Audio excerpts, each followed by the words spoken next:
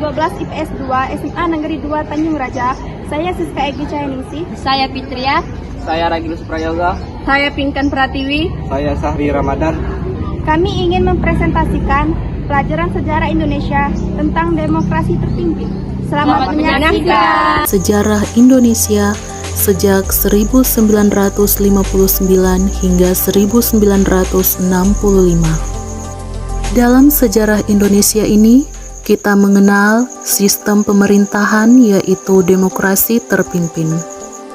Masa demokrasi terpimpin adalah masa ketika Indonesia menerapkan suatu sistem pemerintahan dengan seluruh keputusan pemerintah berpusat pada kepala negara. Apakah kalian tahu siapakah kepala negara pada saat itu? Ya, dialah Bapak Insinyur Soekarno yang memerintah sejak tanggal 18 Agustus 1945 hingga 12 Maret 1967.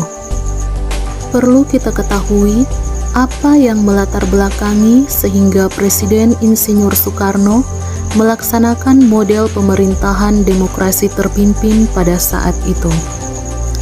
Yang pertama adalah banyaknya gerakan separatis pada masa demokrasi liberal yang menyebabkan ketidakstabilan negara pada saat itu. Kemudian yang kedua adalah sering terjadi pergantian kabinet pada masa demokrasi liberal yang menyebabkan program-program yang dirancang oleh kabinet tidak dapat dijalankan secara utuh sehingga pembangunan ekonomi tersendat. Dan yang ketiga adalah Dewan Konstituante tidak berhasil melaksanakan tugasnya, yaitu menyusun Undang-Undang Dasar baru bagi Republik Indonesia. Maka karena itulah Presiden Soekarno mengeluarkan dekrit yang dikenal dengan Dekrit Presiden 5 Juli 1959. Isi Dekrit Presiden 5 Juli 1959 adalah menetapkan pembubaran konstituante, menetapkan Undang-Undang Dasar 1945,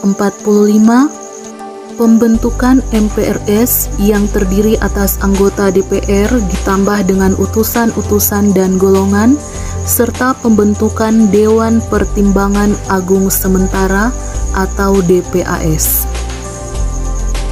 Dan bagaimanakah kehidupan ekonomi bangsa Indonesia pada saat itu? Ekonomi liberal yang awalnya diterapkan berubah menjadi ekonomi terpimpin.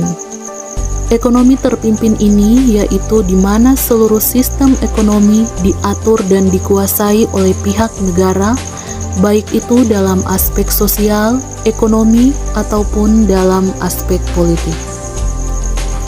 Dalam ekonomi terpimpin ini, Dewan Perancang Nasional atau Depernas dibentuk untuk menyiapkan rancangan undang-undang pembangunan nasional. Dan juga terjadi devaluasi mata uang rupiah atau menurunkan nilai mata uang, yang awalnya mata uang Rp1.000 menjadi Rp100 dan mata uang Rp500 menjadi Rp50. Namun, apakah perekonomian Indonesia pada saat itu menjadi lebih baik? Ternyata tidak. Kemudian bagaimana dengan kehidupan sosial, pendidikan, dan budaya di Indonesia pada saat itu? Pada saat itu, PKI melalui Nasakom, yaitu nasionalis, agama, komunis, berupaya agar seluruh aspek kehidupan masyarakat termasuk bidang sosial, pendidikan, dan seni budaya berada di bawah dominasi politiknya. Kemudian, pemerintah menetapkan kebijakan untuk mendirikan universitas baru di setiap ibu kota provinsi dan menambah jumlah fakultas di universitas-universitas yang ada. Kemudian didirikan juga Institut Agama Islam Negeri.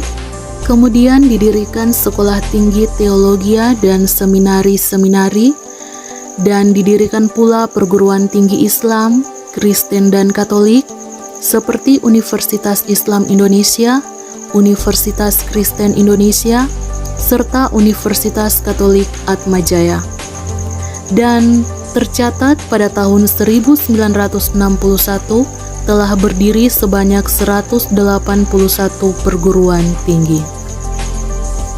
Kemudian dalam bidang seni muncul berbagai lembaga seni yang dibangun oleh partai politik seperti Lembaga Kesenian Rakyat milik PKI, kemudian Lembaga Kesenian Nasional milik Partai Nasional Indonesia, setelah itu Lembaga Seni Budaya Muslimin Indonesia milik Nahdlatul Ulama, dan Himpunan Budayawan Islam milik Masyumi.